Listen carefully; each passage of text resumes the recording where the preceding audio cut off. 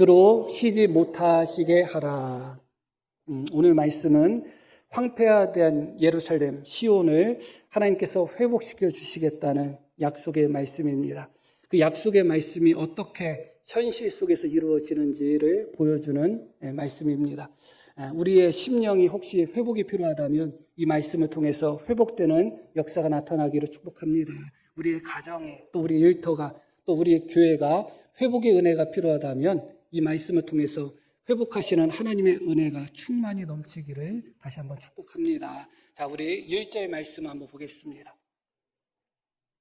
나는 시온의 의가 빛같이 예루살렘의 구원이 횃불같이 나타나도록 시온을 위하여 잠잠하지 아니하며 예루살렘을 위하여 쉬지 아니할 것이다. 여기서 나는이 누구를 의미하는가? 여러 의견이 있지만 저는 문맥 속에서 하나님으로 봅니다. 혹은 메시아로 봐도 문제는 없겠습니다. 메시아이신 우리 주님으로 보던 하나님으로 보던 의미의 차이는 없습니다. 나는 그렇게 말씀합니다. 시온의 의가 빛같이 발하게 되고 예루살렘의 구원이 횃불처럼 그렇게 빛나도록 시온을 위하여 함께 읽습니다. 잠잠하지 아니하며 예루살렘을 위하여 쉬지 아니할 것이다. 너무나 놀라운 약속의 말씀입니다. 황폐화된, 그래서 버림받은 성읍 같은 시온 예루살렘을 위해서 그 시온의 의가 다시 빛처럼 횃불처럼 드러나도록 시온을 위해서 하나님께서 잠잠하지 않겠다. 하나님께서 예루살렘을 위해서 쉬지 아니하겠다. 그렇게 약속하십니다. 이 말씀이 우리 모든 성도님들 가정 위에 그대로 임하기를 소망합니다. 또 이 말씀이 우리 교회 위에도 하나님의 약속으로 그대로 임한다면 얼마나 좋을까 다시 한번 생각하게 됩니다. 하나님께서 시온을 위해서 잠잠하지 아니하시고 예루살렘을 위하여 쉬지 아니하시는 하나님께서 우리 가정을 위해서, 우리 일터를 위해서, 우리 교회를 위해서 쉬지 않고 잠잠하지 않고 우리 교회가 또 우리 가정이 온전히 하나님께 영광의 빛을 돌릴 수 있도록 그렇게 하나님께서 쉬지 아니하시고 잠잠하지 아니하신다. 그렇게 생각할 때마다 이 말씀은 우리에게 큰 은혜가 되는 것입니다. 4절 말씀을 보겠습니다. 다시는 너를, 여기서 너를 예루살렘 시온을 의미합니다. 다시는 너를 버림받은 자라 부르지 아니하며 다시는 내 땅을 황무지라 부르지 아니하겠다. 이것이 바로 시온의 상태입니다. 버림받은 것 같은 황무지와 같은 그런 상태였는데 하나님께서 그 시온을 위해서 어떻게 하시겠는가? 오직 너를 헵시바라 하며 내 땅을 뿔라라 하리라 하면서 회복을 약속합니다. 이 헵시바라는 뜻은 나의 기쁨이 그에게 있다. 내가 시온을 기뻐한다. 그런 의미예요. 뿔라는 결혼한 여자라는 의미로서 내가 시온을 사랑한다. 내 아내처럼 사랑한다. 그런 의미가 담겨 있습니다. 버림받은 성읍, 황폐한 성읍이지만 하나님께서 그 성읍이 뿔라가 되도록, 그 성읍이 헵시바가 되도록 하나님께서 어떻게 하신다고요? 쉬지 아니하실 것이다. 하나님께서 잠잠하지 않겠다. 그렇게 약속하고 계십니다. 그런데 중요한 것은 하나님의 약속이 현실 속에 이루어지는 것이 중요한 것입니다. 그리고 그 약속이 현실 속에서 이루어질 때 언제 이루어지느냐가 중요한 것이죠. 강진환 지사님이 기도하실 때마다 꼭 기도하는 내용 중에 하나가 무엇이냐? 우리 목사님이 있을 때 우리 교회가 부흥되게 해주세요. 꼭 그렇게 기도하시죠. 우리 교회가 부흥이 된다고 할 때 제가 우리 교회에 없는 상태에서 부흥이 된다면 그 부흥은 부흥장로교회의 부흥이고 우리 성도님들의 부흥이 될 것입니다. 그러나 저하고는 아무런 의미가 없겠죠. 그게 중요한 것입니다. 하나님의 약속이 현실 속에 이루어져야 되는데 그 현실이 나와 관계가 없다면 큰 의미가 없을 수가 있는 거예요. 그렇기 때문에 하나님의 약속이 지금 내가 살아가고 있는 이 현실 속에서 이루어질 때 의미가 있는 것이죠. 이 말씀도 마찬가지입니다. 하나님께서 예루살렘을 회복시키시고 시온을 회복시킨다는 이 약속의 말씀, 하나님의 말씀은 반드시 이루어지고 또 이루어졌습니다. 그러나 그 말씀이 이루어지기 전에 죽은 사람도 있을 테고 그 말씀이 이루어지기 전에 아직 태어나지 않은 사람도 있을 것입니다. 어떤 사람이 살아갈 때 이 하나님의 약속의 말씀이 현실 속에 이루어지고 어떤 사람이 살아갈 때 그 약속의 말씀이 그 사람에게 이루어지느냐, 그게 너무나 중요한 거 아니겠습니까? 우리나라도 마찬가지죠. 우리가 우리나라를 염려하고 걱정하며 지금보다 더 아름다운 나라, 또 더 부강한 나라를 우리는 꿈꾸게 됩니다. 그런데 우리나라를 놓고 봤을 때 불과 이렇게 지금처럼 잘 살게 되었다고 하시는 것이 한 30년 됐을까요? 모르겠네요. 잘 모르겠습니다. 그 전에는 많은 어려움이 있었고 심지어 여기 계신 성도님들 중에는 일제강점기 시대를 경험한 성도님들도 분명히 있을 것입니다. 그러나 일제강점기를 경험했다 할지라도 우리나라가 해방이 되고 또 여기 계신 성도님들 중에는 전쟁을 경험한 성도님들이 있을 것입니다. 그러나 비록 전쟁을 경험했다 할지라도 그 잿더미 속에서 우리나라가 지금 부흥 발전한 것을 직접 경험하고 있잖아요. 그러나 어떤 분들은 일제강점기 속에서 생을 마감한 사람도 있을 테고 해방을 보지 못했을 것입니다. 해방됐지만 해방을 보지 못한 것이죠. 어떤 사람은 전쟁의 잿더미 속에서 그렇게 사라진 사람도 있을 것입니다. 전쟁의 잿더미 속에서 우리나라가 이렇게 빛나도록 발전할 것을 그 누가 알았겠습니까? 그러나 여기 계신 분들은 그 우리나라가 새롭게 되고 재건되고 발전하는 모든 과정 속에서 함께 하신 분들이죠. 그게 중요한 것이다. 하나님의 약속이 언제 어떻게 이루어지느냐? 내가 지금 이 땅을 살아가는 이 현실 속에서 하나님의 말씀이 이루어지는가? 그렇지 않은가? 그 부분이 중요한 것이죠. 그것은 무엇을 통해서 좌우되는가? 6절 말씀을 보겠습니다.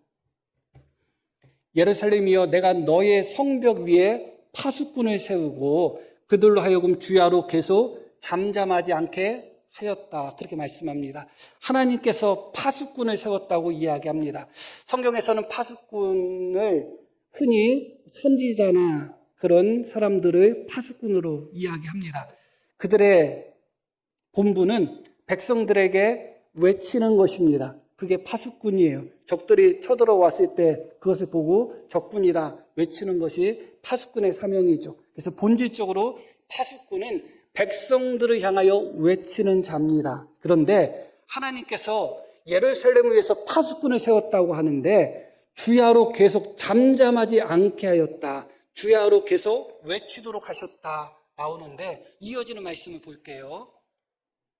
너희 여호와로 기억하시게 하는 자들아 너희는 쉬지 말라. 이렇게 말씀이 나옵니다. 이 파수꾼이 주야로 잠잠하지 않고 외치는 것이 백성을 향한 외침이 아니라 이 본문 말씀 속에서는 여호와께서 기억하시도록 여호와께서 생각하시도록 하나님을 향하여 외친다. 그런 의미입니다. 하나님을 향하여 외친다는 것은 기도를 의미한다고 할 수가 있을 것입니다.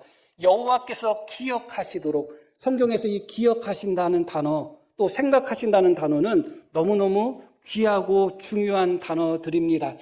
똑같은 의미의 단어들이 때로는 기억하셨다, 때로는 생각하셨다 그렇게 번역이 되는 경우가 많아요. 대표적으로 이 단어가 첫 번째 나온 것이 언젠가 하나님께서 노아와 그 가축들 그 안에 있는 짐승들을 생각하셔서 기억하셔서 땅에 있는 물이 감해지게 하셨다. 그때 처음으로 나옵니다. 그 외에도 여러 번 나옵니다.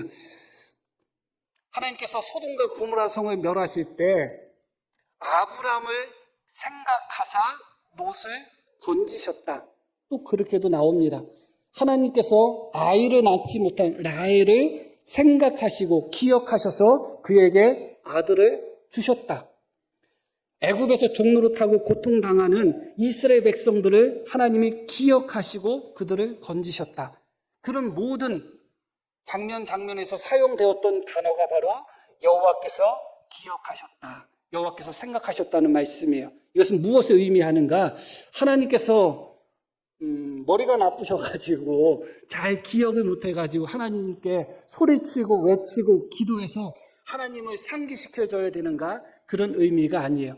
하나님께서 기억하신다는 의미는 제가 여러 가지 설명을 드렸는데 어떤 의미인가? 하나님께서 약속하신 것을 실행하신다는 의미예요. 하나님께서 은혜를 베풀기를 시작하신다는 의미예요. 라헬이 아이가 없었지만 하나님이 기억하셔서 라헬에게 아들을 주신 것입니다. 온통 물바다 속에서 방주 안에 있었던 노아와 또 그 짐승들을 생각하셔서 하나님은 그 물바다 속에 있는 그 물을 다 제하여 주신 것입니다. 비록 소돔성에서 함께 멸망해야 되는 그런 롯이었다 할지라도 하나님이 아브라함을 기억하셔서 롯을 소돔성에서 구원하셨다는 것입니다. 그러니까 다시 말씀드리면 여호와께서 기억하셨다는 것은 하나님의 은혜를 시작하셨다. 하나님의 은혜의 역사를 시작하신다. 그런 의미예요. 그래서 오늘 말씀 속에서 여호와로 기억하시게 한다는 의미는 무엇인가? 바로 1절 말씀입니다. 하나님께서 시온을 위해서 쉬지 않겠다.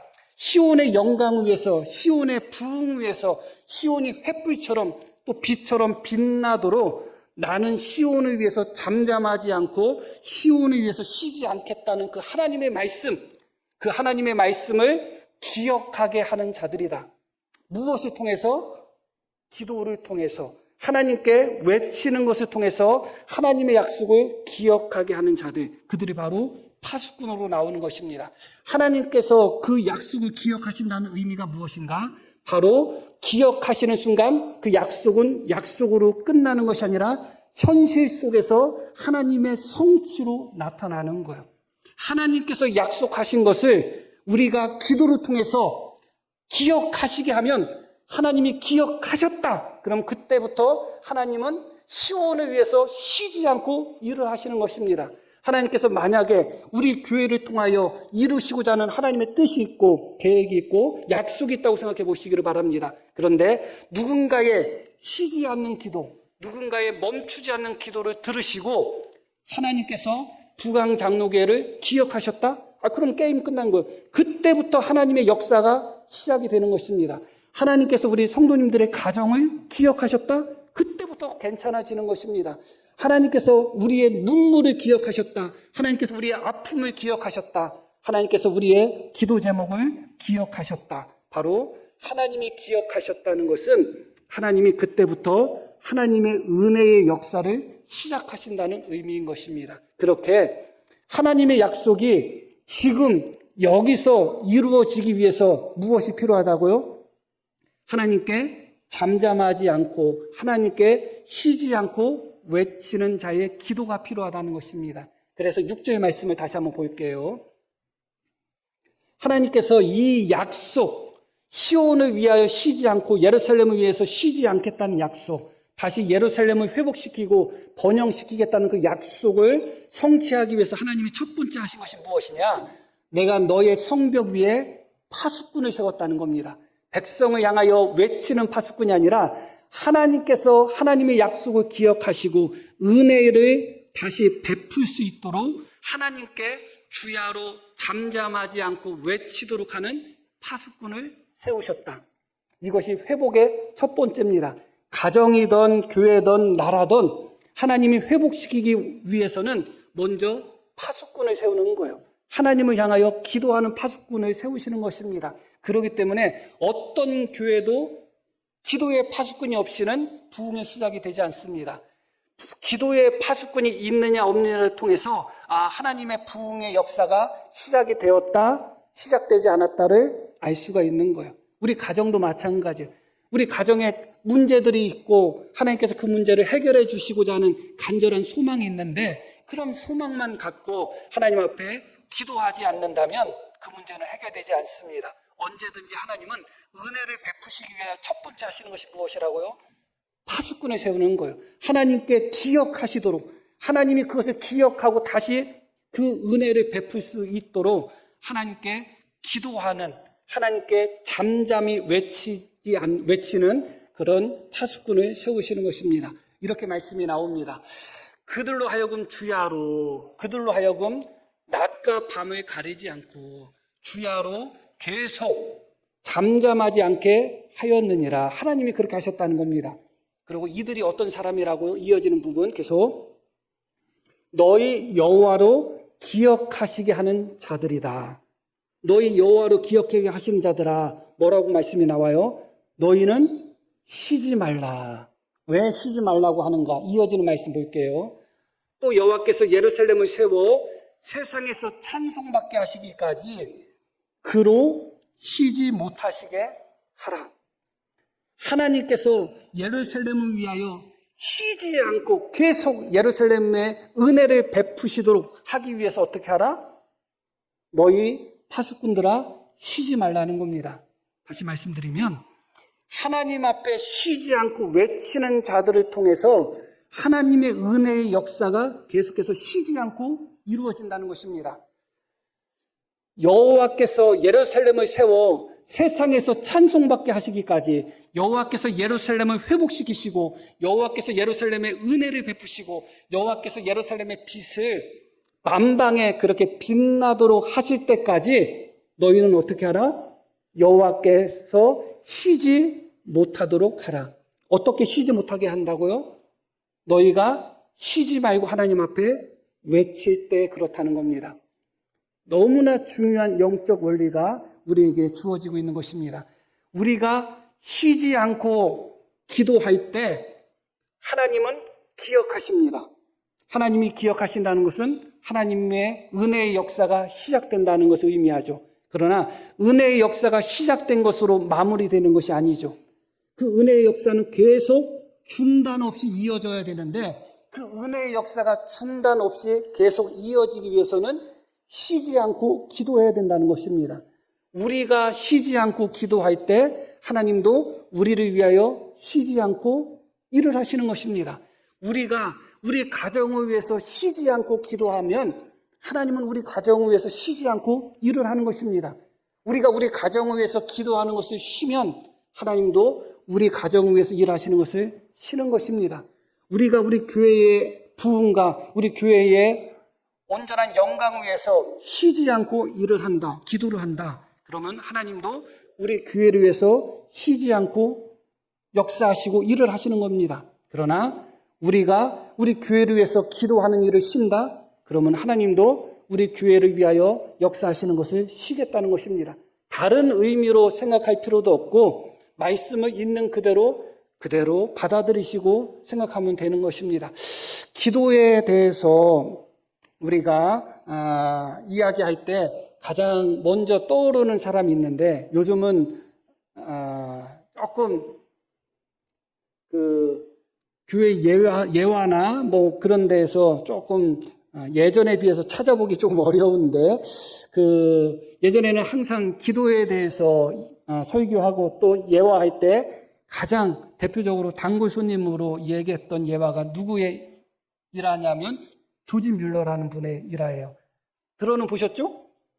조지 뮬러는 고아의 아버지라고 불렸던 사람인데 평생 10,000명이 넘는 고아들을 돌봤다고 합니다. 엄청나죠. 19세기 사람입니다. 19세기 독일 사람인데 그가 고아원 사역을 한 것은 영국에서 고아원 사역을 했습니다. 산업화의 물결 속에서 고아들과 또 돌봄이 필요한 아이들이 너무 많이 생겨나가지고 영국에서 그가 그런 사역을 했는데 한 가지 원칙을 세웠다고 합니다. 그것이 무엇이냐? 사람에게는 절대 구하지 않겠다. 사람의 도움을 절대 받지 않겠다. 언제든지 무슨 일이든지 하나님께 다 기도를 통해서 내가 이 모든 것을 감당하겠다.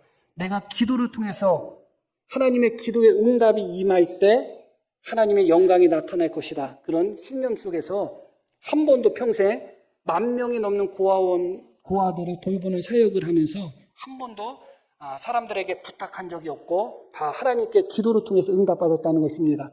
그런데 믿겨지지 않는 수치가 있죠. 조지 뮬러가 평생 하나님 앞에 몇 번의 기도 응답을 받았다고 나와요? 네?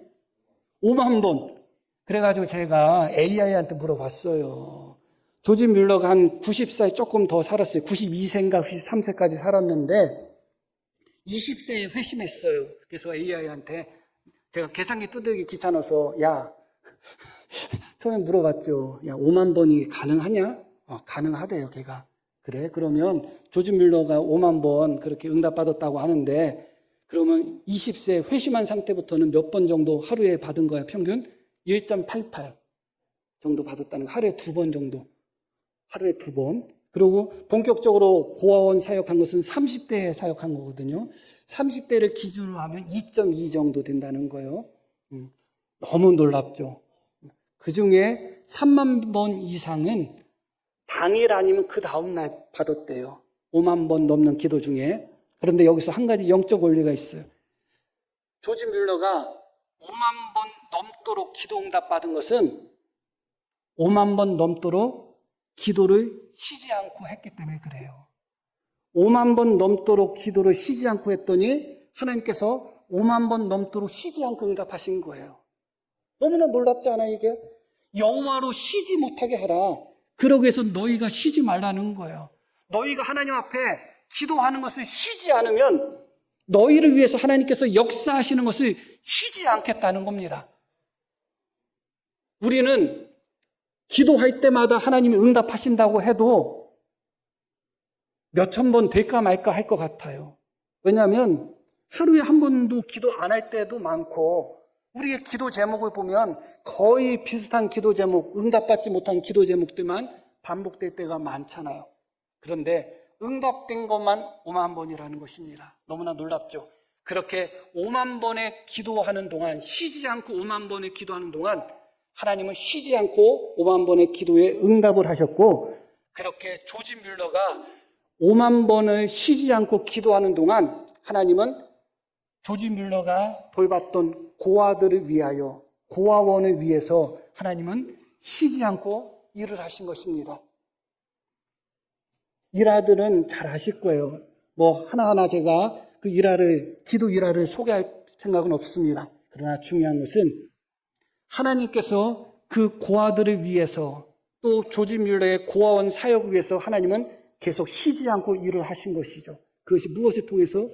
쉬지 않고 조지 뮬러가 기도했기 때문에 그래요. 필요한 것이 있을 때 사람에게 구했다면 그 사람이 일을 한 것입니다.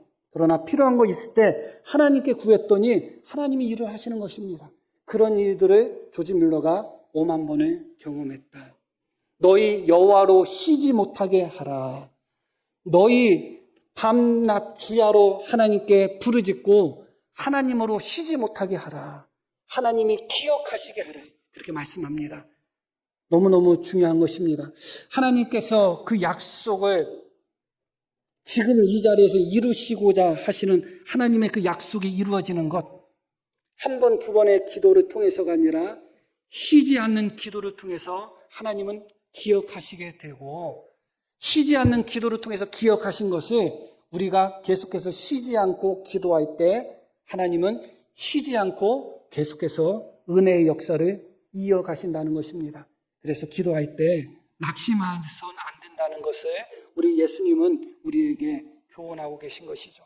기도에 있어서 낙심만큼 참 나쁜 것이 없다 하는 생각이 듭니다. 저도 목사이지만 참 제 자신을 돌아볼 때 참 많이 낙심한 상태구나 하는 생각을 하게 돼요. 언제부터 내가 낙심을 했는가? 언제부터 내가 기도에 있어서 등한시했는가를 생각하게 돼요. 낙심하니까 기도가 멀어지는 거예요. 왜 낙심하느냐? 응답이 없으니까 낙심하게 되는 거예요.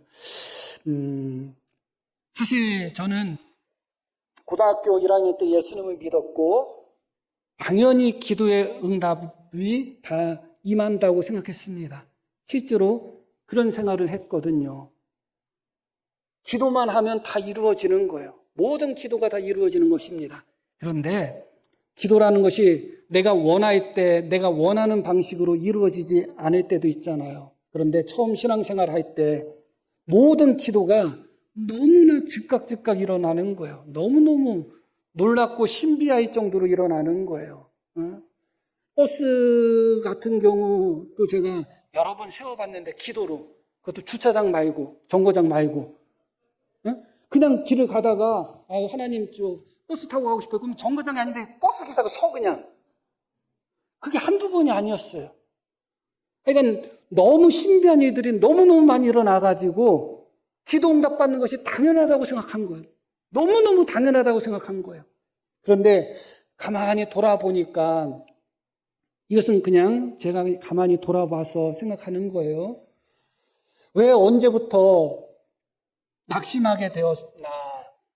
그렇게 즉각 모든 기도들이 응답이 되었는데 언제부턴가 한두 개씩 기도가 응답이 안 될 때가 있는 거예요. 그러다 보니까 기도에 대한 믿음이 조금씩 사라지게 되고 그러다 보니까 기도를 등한시하게 되는 모습을 봤어요. 기도할 때마다 응답될 때는 그렇게 신나서 기도했는데 어느 순간부터 기도에도 응답이 없네? 안 되네? 왜냐하면 그때 이 원리를 깨닫지 못했기 때문에 그래요. 모든 기도가 다 즉각적으로 응답되는 것도 아니고 모든 기도가 내가 원하는 방식으로 응답되는 것도 아닌데 워낙 처음부터 즉각 응답되는 기도를 많이 경험하다 보니까 모든 기도가 다 그렇게 응답돼야 된다고 생각한 거예요. 그러다가 한두 번 응답받지 못하다 보니까 스스로 낙심하게 되고 어느 순간 기도를 잘 신뢰하지 못하는 그런 단계까지 간 겁니다. 기도하면서도 목사 마음속에 내가 정말 믿음이 있는가를 돌아볼 때 참 부끄러울 때가 많아요. 그러다 보니까 점점 기도의 응답이 멀어진 것입니다. 쉬지 않고 기도한다는 것은 낙심하지 않는다는 거예요. 포기하지 않는다는 거예요. 하나님은 끝까지 믿는다는 거예요. 하나님이 응답하신다는 것을 끝까지 믿으니까 쉬지 않고 기도하는 거예요. 하나님이 응답하신다는 것을 끝까지 믿으니까 낙심하지 않는 거예요. 그런데 이 믿음이 없으니까 낙심하게 되고 기도를 쉬게 되고 멈추게 됩니다. 그런데 오늘 말씀을 보니까 너무나 놀랍지 않아요? 너희가 쉬면 하나님도 쉬겠다는 겁니다. 너희가 쉬지 않으면 하나님도 쉬지 않겠다는 겁니다. 너희 여호와를 기억하게 하는 자들아 여호와께서 쉬지 못하시도록 하라. 그렇게 말씀하고 계시는 것이죠. 하나님께서 우리 교회를 위하여 또 우리 성도님들 가정을 위해서 또 사업체를 위해서 놀라운 역사를 하나님이 보여주시기를 소망하고 축복합니다. 그러기 위해서 누군가는 쉬지 않고 기도하는 파수꾼들이 있어야 돼요. 목사가 그래야 되겠죠. 물론 부끄럽지만. 그러나 여기 계신 분들 중에 어떤 분은 지금 목사의 믿음보다 훨씬 더 큰 믿음을 가진 분이 있을 거예요. 기도할 때 응답을 경험하는 분도 있을 테고 기도할 때 마음속에 의심 없이 확신 갖고 믿음으로 끝까지 기도하는 분들이 있을 것입니다. 그런 분들이 있다면 하나님이 나를 파수꾼으로 세웠구나 생각하시고 쉬지 마시고 기도하시기를 바랍니다. 바로 그 성도의 기도로 인하여 하나님도 우리 교회를 위하여 쉬지 않고 우리 교회를 위하여 그런 하나님의 은혜의 역사를 멈추지 않고 지속해 나가실 것입니다. 그렇게 하나님의 약속의 역사 속에서 현실 속에서 이루어지고 나타나기 위해서는 가장 필요한 것이 무엇이라고요? 하나님께서 그것을 기억하시고 하나님이 그것을 쉬지 않고 이룩할 수 있도록 하나님께 외치는 파수꾼들이다. 그것이 가장 첫 번째입니다. 그래서 언제든지 무엇이든지 기도 없이는 시작이 될 수가 없는 거예요. 그러나 기도로만 충분한가? 그렇지 않음을 오늘 말씀 속에서 다시 한번 깨닫게 됩니다. 10절 말씀을 보겠습니다. 성문으로 나아가라.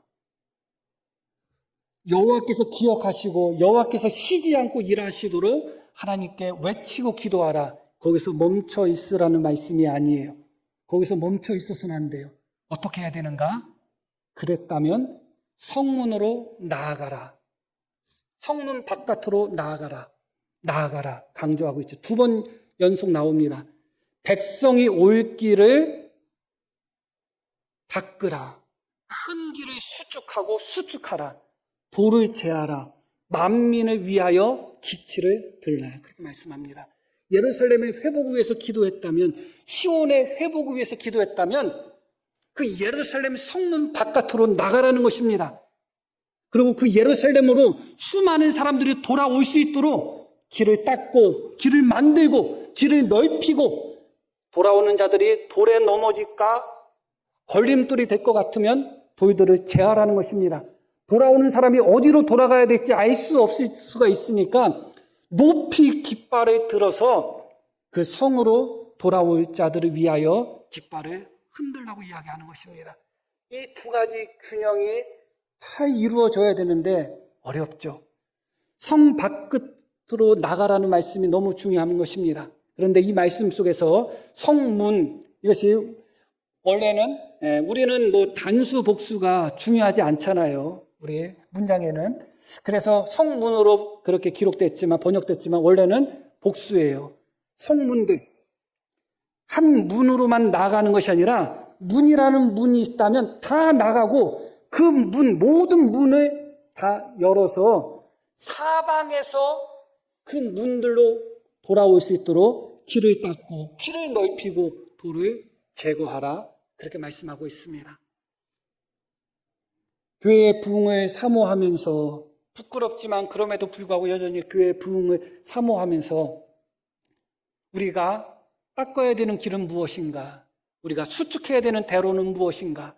우리가 제거해야 되는 돌은 무엇인가를 생각하게 됩니다.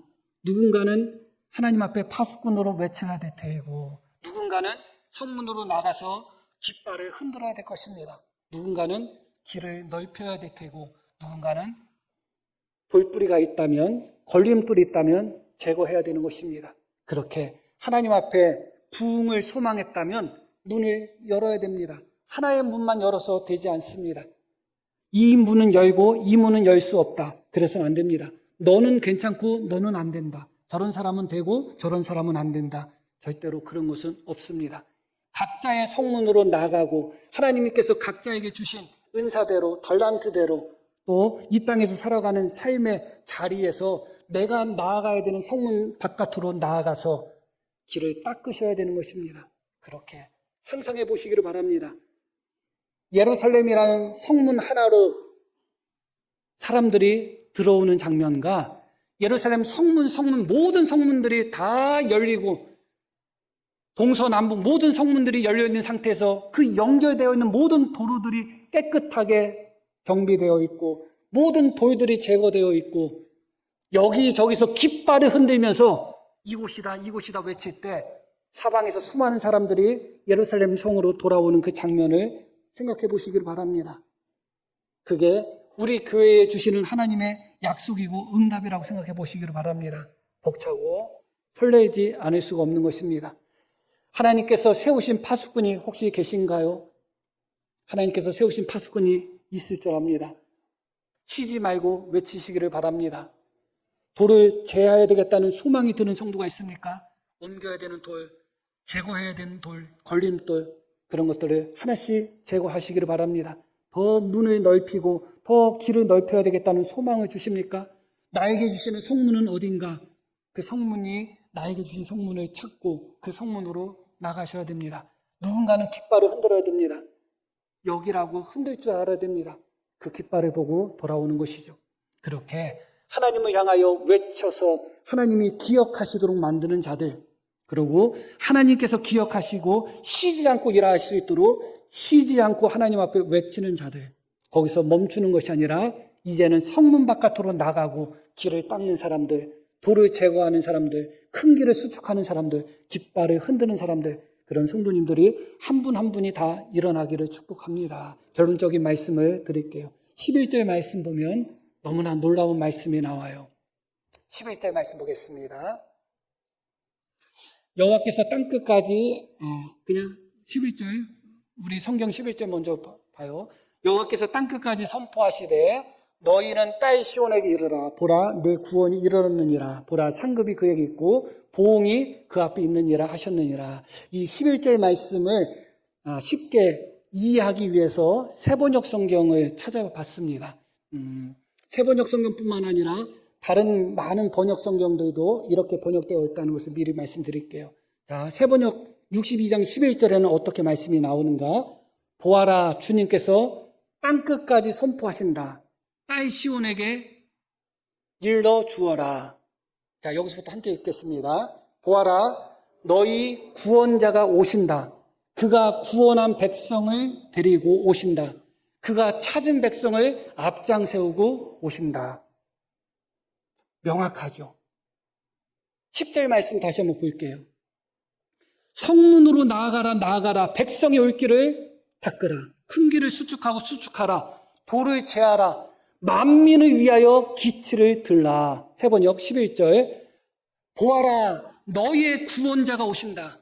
성문으로 나가고 길을 닫고 길을 넓히고 깃발을 흔들 때 보아라, 너희의 구원자가 오시는데 구원자이신 예수님 메시아를 의미하죠. 그가 어떻게 오시는가? 구원한 백성을 데리고 오신다. 그가 찾은 백성을 앞장 세우고 오신다. 너무나 놀라운 비전의 말씀 아니겠어요? 하나님께서 예루살렘을 위해서, 시온을 위해서 쉬지 않고 일하시겠다고 말씀합니다. 그 하나님의 약속이 역사 속에서 성취되기 위해서는 누군가가 쉬지 않고 기도할 때 하나님이 기억하신다고 말씀하시고, 기억하시고 누군가가 쉬지 않고 기도하실 때 하나님이 어떻게 하신다고요? 쉬지 않고 하나님은 구원의 역사, 회복의 역사를 이룩하신다는 겁니다. 그러나 거기서 멈출 수 없다는 겁니다. 너희는 성 밖으로 나가라는 것입니다. 너희는 길을 닦으라는 것입니다. 너희는 길을 넓히라는 것입니다. 그러면 너희 구원자 메시아 예수님께서 직접 구원한 백성을 데리고 들어오실 것이다. 그가 찾은 백성을 앞장 세우고 오실 것이다. 본질적으로 찾는 사역은 우리의 사역이 아니에요. 예수님의 사역입니다. 인자는 잃어버린 자를 찾아 구원하고자 이 땅에 오신 거예요. 주님께서 찾은 백성을 우리 교회로 데려오시면 좋잖아요. 보라, 너의 구원자가 오신다. 그가 구원한 백성을 데리고 오신다. 그가 찾은 백성들을 앞장 세우고 오신다고 말씀합니다. 오늘 말씀 속에서 한 가지만 기억하시면 됩니다. 그것은 무엇이냐? 하나님과 우리의 관계가 처음부터 끝까지 유기적 협력 관계로 이루어진다는 것을 기억할 필요가 있어요. 하나님이 약속하셨는데 약속하신 것이 현실에 이루어지기 위해서는 무엇이 필요해요? 쉬지 않는 우리의 기도가 필요한 거예요. 그리고 쉬지 않는 우리의 기도가 있을 때 하나님이 어떻게 하신다고요? 쉬지 않고 일을 하신다는 거예요. 그리고 우리가 성문으로 나가서 길을 닦고 넓히고 돌을 제거할 때 그때 하나님께서 어떻게 하신다고요? 구원받은 성도들을 데리고 오신다는 거예요. 너무나 우리의 모습과 하나님의 역사하심이 유기적으로 그렇게 결합되어 있다는 생각이 들죠. 그렇기 때문에 하나님은 하나님의 일을 하실 겁니다. 하나님은 하나님의 약속을 지킬 것입니다. 하나님은 쉬지 않고 일하기를 원하십니다. 그 하나님께서 쉬지 않고 우리 교회를 위해서, 우리 성도님들 가정을 위해서 하나님이 쉬지 않고 일할 수 있도록 우리도 쉬지 않고 하나님께 외치며 쉬지 않고 성문 앞에 나가서 넓힐 수 있는 그런 믿음의 순종이 우리 속에 있기를 간절히 축복합니다. 자, 우리 들으신 말씀 기억하며 함께 기도하시겠습니다.